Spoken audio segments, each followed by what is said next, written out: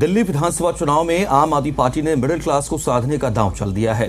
आम आदमी पार्टी के राष्ट्रीय संयोजक अरविंद केजरीवाल ने कहा, मिडिल क्लास पर टैक्स का बोझ सबसे ज्यादा है। उन्होंने कहा कि मिडिल क्लास केवल एटीएम बनकर रह गया है।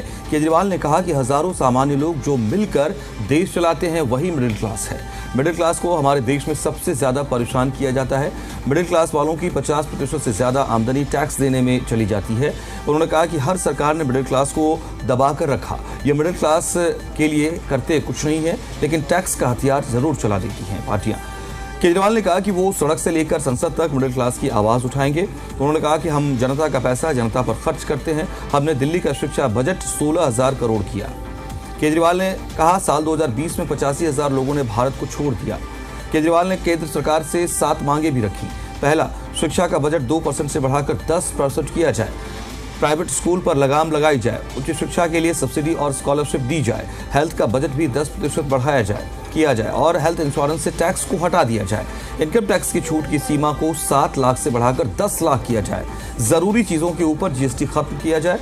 वरिष्ठ नागरिकों के लिए मजबूत रिटायरमेंट प्लान बनाया जाए और देश भर में उन्हें मुफ्त इलाज दिया जाए। इसके अलावा रेलवे में बुजुर्गों को मिलने वाली छूट को फिर से लागू करने की मांग भी अरविंद केजरीवाल ने उठाई है।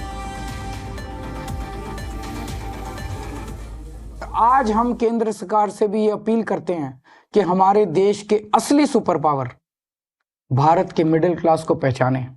आज मैं ये ऐलान करता हूं कि मैं और आम आदमी पार्टी सड़क से लेकर संसद तक मिडिल क्लास की आवाज बनेंगे, उनकी आवाज उठाएंगे, उनके मुद्दों को उठाएंगे। आज से 2 हफ्ते के बाद देश का अगला बजट आने वाला है।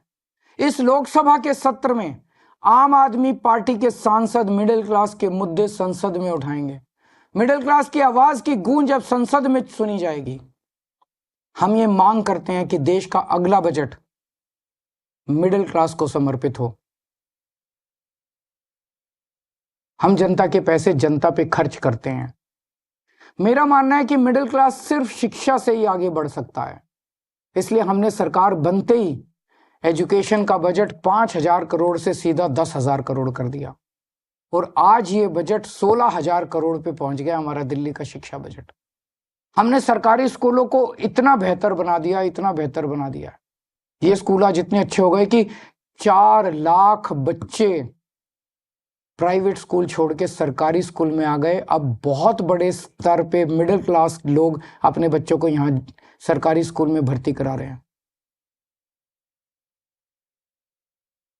आज मैं केंद्र सरकार से 7 डिमांड कर रहा हूं, 7 पॉइंट डिमांड्स मिडिल क्लास की तरफ से। पहला, शिक्षा का बजट 2% से बढ़ा के 10% किया जाए। प्राइवेट स्कूलों की फीस पे लगाम लगाई जाए पूरे देश में। दूसरा, उच्च शिक्षा के लिए, हायर एजुकेशन के लिए सब्सिडी और स्कॉलरशिप्स दी जाएं। तीसरा, हेल्थ का बजट भी बढ़ा के 10% किया जाए और हेल्थ इंश्योरेंस से टैक्स हटाया जाए। चौथा, इनकम टैक्स की छूट की सीमा को 7 लाख से बढ़ा के कम से कम 10 लाख किया जाए। पांचवा, एसेंशियल कमोडिटीज के ऊपर, आवश्यक वस्तुओं के ऊपर से जीएसटी खत्म किया जाए। छठा, सीनियर सिटीजन्स के लिए मजबूत रिटायरमेंट प्लान और पेंशन की योजनाएं बनाई जाएं और देश भर में सभी सरकारी और प्राइवेट अस्पतालों में सीनियर सिटीजन्स को मुफ्त और अच्छा इलाज दिया जाए। और सातवां, बुजुर्गों को पहले रेलवे में 50% कंसेशन मिलता था जो बंद कर दिया गया, उसे दोबारा चालू किया जाए। ये है हमारा मिडिल क्लास का मैनिफेस्टो। तो अरविंद केजरीवाल ने आम बजट से पहले 7 मांगे रखी हैं और इसमें उन्होंने कहा है कि हम आम आदमी की लड़ाई को और तेजी से आगे बढ़ाएंगे। मिडिल क्लास पर खास करके उन्होंने अपना फोकस दिखाया है अपनी डिमांड्स में, अपनी मांगों में। और उन्होंने ये भी कहा कि सड़क से संसद तक हम आम आदमी पार्टी जो है वो मध्यम वर्ग के लोगों की लड़ाई लड़ेगी, उसके लिए आवाज़ उठाएगी। और उन्होंने कहा कि शिक्षा का जो बजट है देश का वो और ज़्यादा बढ़ना चाहिए, वो 2% से 10% होना चाहिए। प्राइवेट स्कूलों पर लगाम लगनी चाहिए। उन्होंने कहा कि उच्च शिक्षा, हायर एजुकेशन के लिए सब्सिडी और स्कॉलरशिप का ऐलान होना चाहिए आम बजट में। हेल्थ बजट भी 10% किया जाए। साथ ही उन्होंने कहा कि जो इंश्योरेंस लोग अपनी गाड़ी कमाई का हिस्सा काट कर करते हैं, कवर कराते हैं, उस पर जो टैक्स लगा दिया गया है, इंश्योरेंस से टैक्स को हटाया जाए और इनकम टैक्स की जो छूट की सीमा है उसको 7 लाख से बढ़ाकर 10 लाख कर दिया जाए। साथ ही जीएसटी को लेकर बड़ा प्रहार किया। उन्होंने कहा कि ज़रूरी चीज़ें जो एसेंशियल कमोडिटीज़ हैं उन पर से जीएसटी को ख़त्म किया जाए ताकि लोगों को राहत मिल सके। और रेलवे में जो बुज़ुर्गों को मिलने वाली छूट जो टिकट को लेकर के रही है उसको लेकर के भी उन्होंने बात की। और उन्होंने कहा कि उनकी उन्हें जो छूट मिलती रही है उस पर भी वो छूट उनको बहाल करनी चाहिए। मुफ्त इलाज देश भर में मिले ऐसे लोगों को जो वरिष्ठ नागरिक हैं और मजबूत रिटायरमेंट प्लान उनके लिए बनाया जाना चाहिए, ये डिमांड्स उनकी है। और उन्होंने ये भी कहा कि बुजुर्गों को देश भर में मुफ्त इलाज मिलना चाहिए और बुजुर्गों को मिलने वाली जो रेलवे में छूट मिलती रही है उसको फिर से लागू करने की भी मांग उठाई है अरविंद केजरीवाल ने।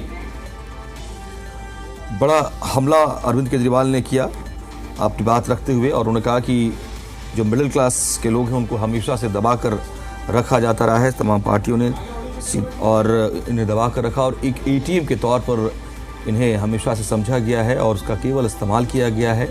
उनके लिए राहत की बात होनी चाहिए और इसीलिए साथ ही उन्होंने अपने दिल्ली के बजट का भी जिक्र करते हुए उन्होंने कहा कि हमारा बजट जो है शिक्षा का बजट वो 16,000 करोड़ तक का पहुँच चुका है। हमारे साथ जी मीडिया संवाददाता देवीश इस वक्त जुड़ रहे हैं। अरविंद केजरीवाल ने जो 7 डिमांड्स रखी हैं और जो बात रखी है देश के आम बजट से पहले उसको दिल्ली विधानसभा चुनाव से जोड़कर तो देखा जाएगा। देवीश, सही बात है, क्या समझे हम अरविंद केजरीवाल की आज की प्रेस कॉन्फ्रेंस और डिमांड्स को लेकर?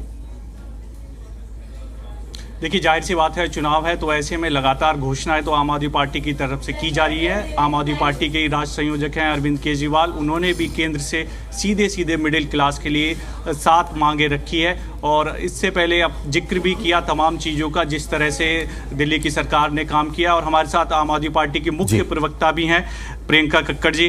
प्रियंका जी, 7 मांगे अरविंद केजरीवाल ने रखी, मिडिल क्लास जो परिवार है उनके लिए कितना फ़ायदा इनसे होगी और किस तरह की ये मांगे हैं?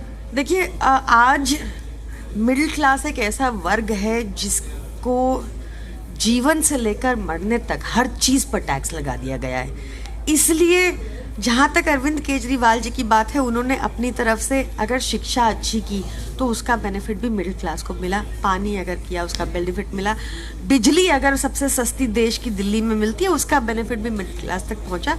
But this is not enough और हम चाहते हैं कि केंद्र सरकार भी मिडिल क्लास की तरफ ध्यान दे। हमने ये प्रण लिया है कि हम मिडिल क्लास के मुद्दे हमेशा अब सड़क से लेकर संसद तक उठाते रहेंगे। हमारी डिमांड है कि जीएसटी से रिलीफ मिले, हर एसेंशियल आइटम पे GST does not make sense, उससे रिलीफ मिलना चाहिए। हमारी डिमांड है कि जैसे दिल्ली सरकार ने प्राइवेट स्कूल्स की फीस पर कैप लगाया है, वैसे ही केंद्र सरकार अपने स्कूल सब जगह देश में प्राइवेट स्कूल्स की फीस पर कैप लगाए। हमारी डिमांड है कि जिस तरह से जो लगातार आपने देखा कि टैक्स कंसेशन मिलता था पहले बुजुर्गों को 50% तक रेलवे के लिए, वो ख़त्म कर दिया गया, उसको वापस री इंट्रोड्यूस करना चाहिए। ऐसी हमारी 7 डिमांड्स है। We hope the central government will pay heed and tax terrorism से थोड़ा रिलीफ दिलाएगी मिडिल क्लास को। ये तो दरअसल आपने केंद्र से मांगे की है। आम आदमी पार्टी का जो मैनिफेस्टो होगा उसमें भी कुछ अलग से कुछ ऐसा होगा जो मिडिल क्लास की आप बात कर रहे हैं, उन परिवारों की आप बात कर रहे हैं, राहत देने की आप बात कर रहे हैं उनके लिए?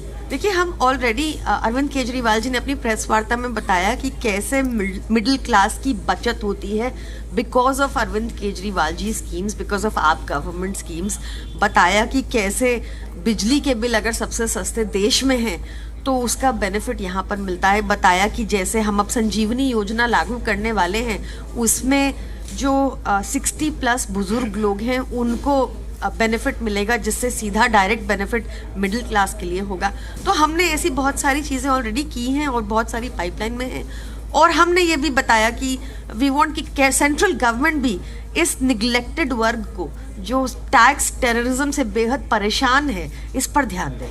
बीजेपी जो आपने जिक्र किया, जो केंद्र से आप मांगे कर रही हैं, उसको लेकर सवाल उठा रहे हैं, कह रहे हैं कि इनके खुद के मैनिफेस्टो में क्या होगा ये वो बताएं। केंद्र से तो ये अक्सर मांगे इस तरह की करते रहते हैं, चुनाव से पहले क्या मिडिल क्लास के लिए लेकर आ रही है आम आदमी पार्टी, वो ये बताएं। देखिए, हमने बहुत सारी स्कॉलरशिप्स इंट्रोड्यूस की हैं और हमने यही मांग की है कि सेंट्रल गवर्नमेंट भी अपने बजट बढ़ाए एजुकेशन का, 2% से भी कम है वो 10% तक लेके जाए और इसी तरह स्कॉलरशिप्स इंट्रोड्यूस करे, क्योंकि मिडिल क्लास का पूरा जीवन अपने बच्चों को पढ़ाने में निकल जाता है, अच्छी शिक्षा देने में निकल जाता है। और आपको पता ही है कि हम शिक्षा को सबसे ऊपर प्रायोरिटी देते हैं। तो हम ने जो स्कीम्स इंट्रोड्यूस की हैं कि हम चुनाव के बाद लाएंगे, हम चाहते हैं सेंट्रल गवर्नमेंट भी वो करे। हमने जो प्राइवेट स्कूल्स में कैप कराया है, फीस रिफंड तक कराई थी जब एक्स्ट्रा फीस ली गई थी, तो हम चाहते हैं कि सेंट्रल गवर्नमेंट भी ऐसा पूरे देश में करे। हम चाहते हैं कि जो सेंट्रल गवर्नमेंट ने 50% का रिवोक कर लिया था कंसेशन जो सीनियर सिटीजन्स को मिलता है, वो दोबारा री इंट्रोड्यूस कराया जाए। अब जीएसटी तो ऐसा मसला है कि केंद्र सरकार को सेंट्रल टैक्सेस तो केंद्र सरकार को ही देखना पड़ेगा, और आज सबसे ज्यादा पीड़ित मिडिल क्लास टैक्सेस से है, टैक्स टेररिज्म से है। हर चीज पर टैक्स लगा दिया है, असेंशियल आइटम्स पे इसलिए टैक्स हटना चाहिए। हमने ऐसा अपनी जो काम किए हैं, जो काम करने वाले हैं, ये बताए और ये पूछा केंद्र सरकार से कि उनकी आंखें कब खुलेंगी। एक आखिरी सवाल है, संकल्प पत्र 2 जारी कर दिए गए भाजपा की तरफ से, आम आदमी पार्टी का मैनिफेस्टो कब आ रहा है, जो 10 गारंटियां होती हैं वो? देखिए, भाजपा ने जो संकल्प पत्र जारी किया है उसमें उन्होंने कहा है कि हम आम आदमी पार्टी की स्कीम्स को थोड़ा तोड़ मड़ोड़ कर जारी रखेंगे, बट उस पर भी जनता को विश्वास नहीं करना चाहिए, क्योंकि पहले तो जब आपके पास ओरिजिनल है ही तो आपको कॉपी क्यों चाहिए। और दूसरा, ये भाजपा सरकार हमेशा से ही रेवड़ी कल्चर के अगेंस्ट थी। इनको दिक्कत थी अगर हम फ्री पानी दें, फ्री बिजली दें, फ्री महिलाओं को बस यात्रा दें, और इन्होंने सब चीज़ों का विरोध किया। ये अपने किसी भी 20 राज्य में सारी फैसिलिटीज़ नहीं दे पाते, और निश्चित तौर पर अगर गलत बटन दब गया तो 8-8 घंटे के पावर कट भी आएंगे और मोटे मोटे बिल भी आएंगे। ये निश्चित तौर पर यहाँ चल रही सारी सर्विसेज को डिस्टर्ब करेंगे। लेकिन आप जिक्र कर रहे हो जो जन कल्याण योजना है, उसके लिए तो खुद प्रधानमंत्री जिक्र कर चुके हैं कि कोई भी योजना दरअसल बंद नहीं होगी, और कई बड़े लीडर जो हैं बीजेपी के वो भी कह चुके हैं। देखिए, प्रधानमंत्री मोदी ने हमेशा रेवड़ी कल्चर का विरोध किया, हमेशा कहा कि अरविंद केजरीवाल गलत कर रहे हैं। या तो प्रधानमंत्री मोदी स्वीकारें कि वो गलत थे और अरविंद केजरीवाल जी सही थे, तब तो बात मानी जाएगी, या वो बताएं कि क्या उनकी स्टैंप लगी है इस मैनिफेस्टो पे जिसमें दिव्या, आप बातचीत जारी रखिए।